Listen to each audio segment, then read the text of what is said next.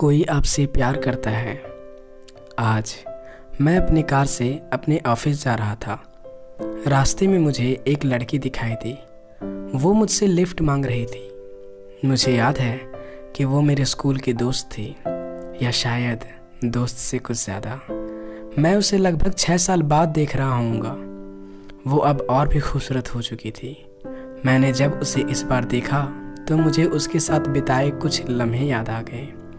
मैंने अपनी गाड़ी उसके नज़दीक में ले जाकर खड़ी की और मैंने उन्हें अपनी गाड़ी में बैठने को कहा। हमने रास्ते में खूब बातें की। कुछ देर बाद उस लड़की का ऑफिस आ गया और वो मेरी गाड़ी से उतर कर चली गई। बाद में मुझे पता चला कि वो तो मेरे ही ऑफिस में काम करते थे। इस वजह से मेरा दिल उस पर फिसल गया।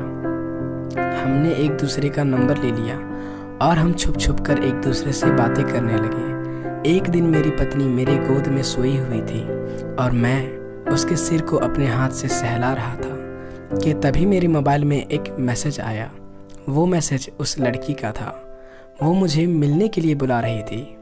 मैंने अपनी पत्नी को हल्की नम आंखों से देखा और मैंने अपने मन में ही कहा, मैं अपनी पत्नी को धोखा दे रहा हूँ, उस लड़की को जो मेरे लिए अपना पूरा परिवार छोड़कर आई है, सिर्फ एक मेरे भरोसे पे, और मैं उसे ही धोखा दे रहा हूँ। ये सोचकर मैंने अपनी पत्नी को गले लगा लिया और उस लड़की से जैसा मुझे उसके साथ व्यवहार करना चाहिए था, एक मालिक की तरह मैंने उसके साथ व्यवहार करना शुरू कर दिया।